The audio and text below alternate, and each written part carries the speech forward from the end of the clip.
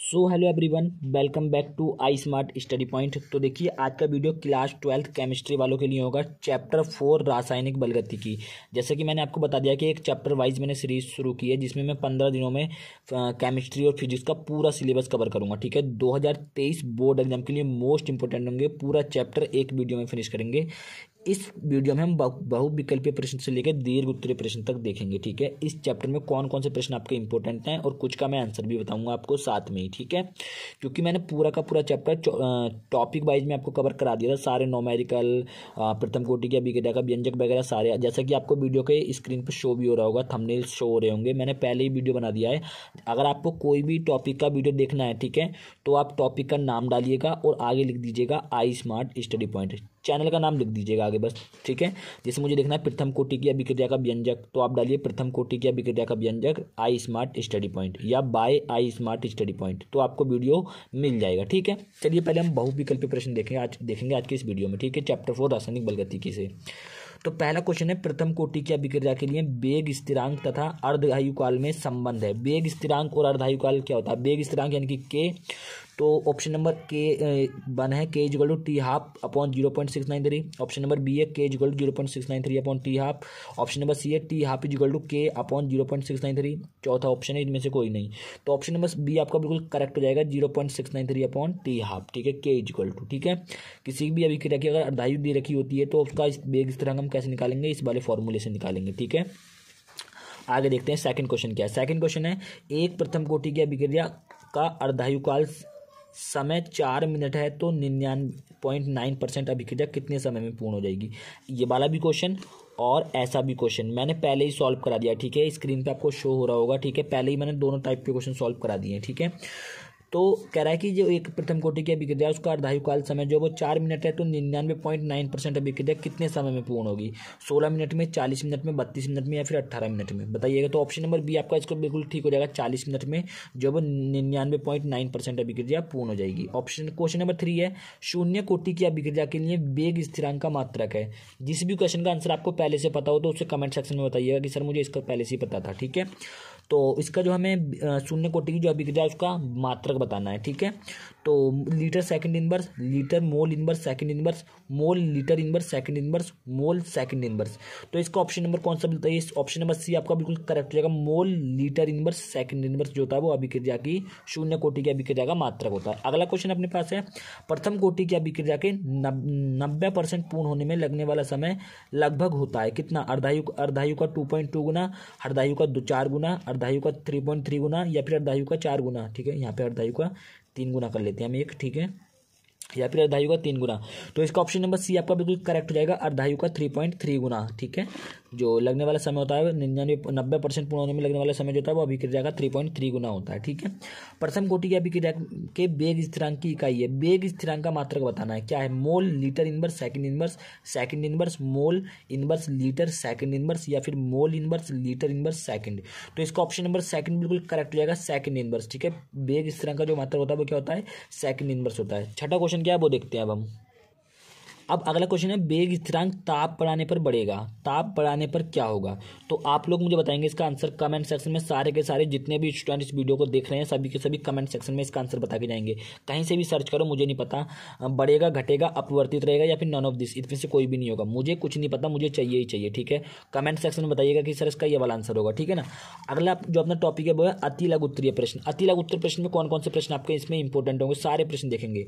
तो कह रहे हैं निम्न अभिक्रिया में कोटि और वेग स्थिरांक की इकाई है। ठीक है, हमें बताना है कि जो अभिक्रिया लिखी हुई है, देखिए यहाँ पे हाइड्रोजन और क्लोरीन मिलके क्या बना रहे हैं? हाइड्रोक्लोरिक अम्ल में बना रहे हैं। ठीक है, तो इस अभिक्रिया में अभिक्रिया की कोटि कितनी है? ठीक है, और अभिक्रिया की इकाई वेग स्थिरांक की इकाई क्या है, ये आपको बताना है। ठीक है, तो देखिए जो अभिक्रिया की जो कोटि है वो देखते हैं। सबसे पहले देखिए ये शून्य कोटि की अभिक्रिया अब क्यों है? देखिए जो अभिक्रिया की जो शून्य कोटि में जो होता है वो अभिक्रिया का वेग जो होता है वो अभिक्रिया की सांद्रता पर निर्भर नहीं करता। ये मैंने आपको पहले बता दिया था टॉपिक वाइज में कि जो अभिक्रिया का वेग होता है वो अभिक्रिया की सांद्रता पर निर्भर नहीं करता है। और याद रखिएगा कि जो भी अभिक्रिया, कभी भी अगर कोई भी अभिक्रिया प्रकाश की उपस्थिति में हो रही है, ध्यान दीजिएगा, प्रकाश की उपस्थिति में अगर कोई भी अभिक्रिया हो रही है तो वो शून्य कोटि की अभिक्रिया होती है। किसकी होती है वो अभिक्रिया? शून्य कोटि की अभिक्रिया होती है। मेरी बातों को ध्यान से सुन लीजिएगा, एक बार और मैं रिपीट कर रहा हूं कि शून्य कोटि की अभिक्रिया में क्या होता है कि जो अभिक्रिया अभिकारक की सांद्रता पर निर्भर नहीं करता अभिक्रिया का वेग, जिस अभिक्रिया में अभिक्रिया का वेग अभिकारक की सांद्रता पर निर्भर नहीं करता है, वो अभिक्रिया शून्य कोटि की अभिक्रिया होती है। और जो भी अभिक्रिया प्रकाश की उपस्थिति में हो रही है वो अभिक्रिया जो होती है वो शून्य कोटि की अभिक्रिया। दो चीज़ें इसमें है, ठीक है, ध्यान रखिएगा इन चीज़ों को। यही चीज़ें इसमें समझने वाली होती हैं। अगर जिसने ये चीज़ें समझ लीजिए उसका काम बिल्कुल हो जाएगा, ठीक है। और रही बात इसकी अभिक्रिया की कोटि और वेग स्थिरांक की इकाई, तो वेग स्थिरांक की इकाई मैंने आपको अभी बताई थी पीछे, मोल लीटर इनवर्स सेकंड इनवर्स मैंने अभी आपको बताई थी यहाँ पे कहीं पे, ठीक है। मोल लीटर इनवर्स सेकंड इनवर्स होता है, कहाँ गया, देखिए मोल कहाँ गया, ये है, ठीक है। इसका यहाँ पे आपका हो जाएगा अभिक्रिया के वेग स्थिरांक का, ठीक है, यहाँ पे बताया था, ठीक है। ये ऑप्शन नंबर सेकंड आपका सेकंड इनवर्स, ये अभी मैंने आपको बताया थोड़ी देर पहले, जब यहाँ पे mole inverse litre second inverse ये वगैरह आए थे, तो इसमें ऑप्शन नंबर सेकंड बिल्कुल अभी बताया था। तो अब वेग स्थिरांक की इकाई क्या होगी, सेकंड इनवर्स, समझ में आया। तो यहाँ पे वेग स्थिरांक की इकाई पूछिए क्या हो जाएगा आपका, सेकंड इनवर्स। समझ में आया चीज़ें, बहुत आसान है चीज़ें, अगर आप लोग समझोगे चीज़ों को तो बहुत ईजी है। अगला क्वेश्चन क्या है देखिए, दूसरा, प्रथम कोटि की अभिक्रिया से आप क्या समझते हैं, उदाहरण द्वारा समझाइए। तो वह अभिक्रिया जिसका वेग केवल एक अभिकारक की सांद्रता के अनुक्रमानुपाती होता है प्रथम कोटि की अभिक्रिया कहलाती है, ठीक है। यहाँ से देखिए आप क्या बना सकते हैं, तीनों की, शून्य कोटि की भी, प्रथम कोटि की भी, द्वितीय कोटि की भी। पर शून्य कोटि की अभिक्रिया में क्या होता है कि जो अभिक्रिया का वेग होता है वो अभिकारक की सांद्रता पर निर्भर नहीं करता है। और प्रथम कोटि की अभिक्रिया में क्या है कि जो अभिकारक का वेग है वो केवल एक अभिकारक की सांद्रता के अनुक्रमानुपाती होता है, एक अभिकारक की। और द्वितीय कोटि में जो होता है जो अभिक्रिया का वेग होता है वो अभिकारक की दोनों सांद्रता पर निर्भर करता है, ठीक है, दोनों सांद्रता पर, ठीक है, दो अभिकारक की सांद्रताओं पर निर्भर करता है। तो वो अभिक्रिया द्वितीय कोटि की अभिक्रिया होती है। फिलहाल तो वह अभिक्रिया जिसका वेग केवल एक अभिकारक की सांद्रता पर अनुक्रमानुपाती होता है प्रथम कोटि की अभिक्रिया कहलाती है। उदाहरण के लिए निम्नलिखित अभिक्रिया में केवल शक्कर के अणुओं की सांद्रता परिवर्तित होती है, अतः यह प्रथम कोटि की अभिक्रिया है। कैसे, शक्कर का सूत्र होता है C12H22, ठीक है, H22O11, ठीक है। मैं पेन दूसरा ले लेता हूँ, उससे थोड़ा सा आपको और बढ़िया दिखेगा, ठीक है। तो ये शक्कर का सूत्र होता है, अगर इसकी क्रिया मैं जल से कराऊं H2O से, तो जो बनेगा अपने पास वो क्या बनेगा, यहाँ पे हाइड्रोजन प्लस रहेगा और यहाँ पे तनु HCl रहेगा, क्या रहेगा, तनु हाइड्रोक्लोरिक अम्ल, ठीक है। तनु HCl की उपस्थिति में ये हो रही है। तो जो आपका ये ग्लूकोज है इसी पे इफेक्ट पड़ेगा और ये टूट करके आपका ये चीनी जो है टूट करके आपका ग्लूकोज बना देगी और फ्रैक्टोज बना देगी, यानी कि C6H12O6, ठीक है, प्लस C6H12O6, ठीक है। ये आपका ग्लूकोज हो गया, ये आपका फ्रैक्टोज हो गया, दोनों का फॉर्मूला एक ही होता है, ठीक है ना, क्योंकि यहाँ पे हाइड्रोजन प्लस हो रहा है तो इसमें भी प्लस होगा, इसमें भी प्लस होगा। यहाँ पे 12, यहाँ पे जो आपका हाइड्रोजन था वो 22 था, तो 12 24, क्योंकि हाइड्रोजन प्लस हो रहा है, ठीक है। तो यहाँ पे C6H12O6, यहाँ पे देखिए ये जो आपका शक्कर, ओनली शक्कर पे इफेक्ट पड़ा ना, शक्कर पे इफेक्ट पड़ा, इस पर तो नहीं पड़ा, जल पे कोई भी इफेक्ट। तो जो यहाँ पे कह रहा है कि निम्नलिखित अभिक्रिया में केवल शक्कर के अणुओं की सांद्रता, मतलब केवल एक अभिकारक की सांद्रता के अनुक्रम, मतलब एक अभिकारक की सांद्रता पर निर्भर कर रहा है, जो एक अभिकारक है इसी की सांद्रता पर निर्भर कर रहा है। तो जो ऐसी अभिक्रिया होगी वो क्या होगी, प्रथम कोटि की अभिक्रिया। समझ में आया चीजों को, समझोगे बहुत आसान है। ऐसे न्यूमेरिकल में पहले करा चुका हूं कि SO2Cl2 को अपनी प्रारंभिक मात्रा से आधी मात्रा में वियोजित होने में 60 मिनट लगते हैं। तो यदि अभिक्रिया प्रथम कोटि की हो तो वेग स्थिरांक की गणना कीजिए, ठीक है। वेग स्थिरांक कैसे निकालेंगे, मैंने अभी आपको एक फॉर्मूला बताया था सबसे पहले क्वेश्चन में, K = 0.693/T12। अब आप बोलेंगे किस तरह आप ये T12 कहाँ से निकालें, तो T12 दिया हुआ है कि वियोजित होने में आधा समय लगता है, तो 60 मिनट दिया हुआ है, ठीक है, 60 मिनट। तो T12 में कितना दिया हुआ है, T12 में 60 मिनट दिया हुआ है। इसको चेंज कर लीजिए सेकंड में, तो सेकंड में चेंज करने के लिए 1 मिनट में 60 सेकंड होते हैं, तो 60 मिनट में कितने हो जाएंगे, 60 × 60 सेकंड, ठीक है। ये हो गया आपके पास। अब हमें क्या निकालना है, वेग स्थिरांक यानी कि K निकालना है। तो फॉर्मूला होता है 0.693/T12। तो T12 की वैल्यू आपको ये दी हुई है, ठीक है। रख के वैल्यू सॉल्व करके आपका K का मात्रक, K का मान आपका आ जाएगा और K का मान ही हमें निकालना है। और K का वो क्या होता है, मात्रक सेकंड इनवर्स, ये आपको साथ में लेके चलना है, ठीक है। ये चीज़ें हैं इसमें, और कुछ नहीं है, ठीक है। अगला क्वेश्चन अब हम देख लेते हैं, ठीक है। नेक्स्ट क्वेश्चन हमारे पास क्या है, ब्लर हो गया वीडियो, अभी मैं ठीक कर लेता हूँ।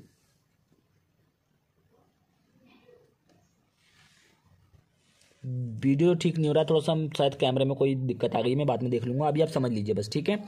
तो अगला क्वेश्चन हमारे पास होगा कि एक अभिक्रिया का वेग, ठीक है, ये दिया हुआ है वेग जो वो ये दिया हुआ है, तो इस अभिक्रिया की कोटि क्या होगी। अब कोटि निकालने के लिए यहाँ पे आपको दिख नहीं रहा होगा, तो कोटि निकालने के लिए जो आपको अभिक्रिया की घात दे रखी है इसे जोड़ दीजिए। जब आप इसको जोड़ेंगे तो 1/2 प्लस यहाँ पे 3/2 ऊपर वाले जुड़ जाएंगे तो 4 और नीचे वाले एक बार यहाँ पे आ जाएगा 2।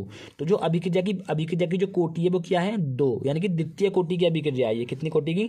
द्वितीय कोटि की। समझ में आया? 2 आया, थोड़ा सा दिख नहीं रहा होगा आपको लेकिन थोड़ी कोशिश कीजिए। लघु उत्तरीय प्रश्न देखते हैं अब। आणविकता तथा कोटि में अंतर बताइए। अभिक्रिया की आणविकता और कोटि में क्या अंतर है आपको बताना है। मैंने पहले वीडियो बना दिया इस पे।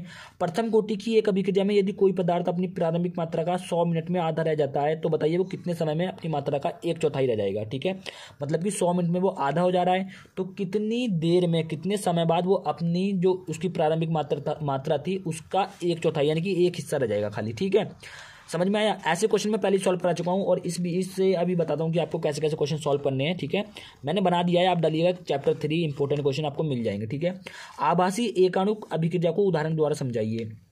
थोड़ा सा मैं आपको बता देता हूँ कि ऐसी अभिक्रिया जिसकी कोटि तो एक होगी लेकिन आणविकता एक नहीं होती है, ऐसी कोटि जो अभिक्रिया होती है वो आभासी एकाणुक अभिक्रिया होती है। इसका उदाहरण दे दीजिएगा कोई भी अभिक्रिया। ठीक है, दीर्घ उत्तरीय प्रश्न बहुत ना के बराबर संभावना है कि इससे आपका दीर्घ उत्तरीय प्रश्न पूछेगा, क्योंकि इसमें नॉमेरिकल पूछेगा या फिर प्रथम कोटि की अभिक्रिया का व्यंजक पूछ लेगा या शून्य कोटि की अभिक्रिया का व्यंजक पूछ लेगा। तो नॉमेरिकल तो बिल्कुल ना के बराबर उम्मीद है कि इससे पूछेगा, बट फिर भी एक क्वेश्चन यहाँ पे है, आप लोग इसको तैयार करके रखिएगा, क्योंकि हो सकता है दीर्घ उत्तरीय में ना पूछे तो अति लघु उत्तरीय में पूछ ले, लघु उत्तरीय में पूछ ले, तो आपको तैयार करके रखना है ये भी प्रश्न।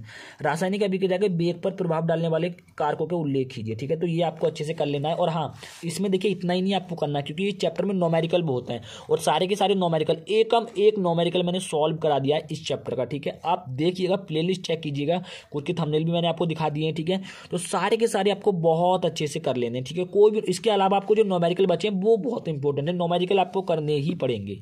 समझ में आई बात? ठीक है, और इसी के साथ हम मिलेंगे अगली वीडियो में यानी कि चैप्टर 5 में। जब तक के लिए जय हिंद, वंदे मातरम, भारत माता की जय।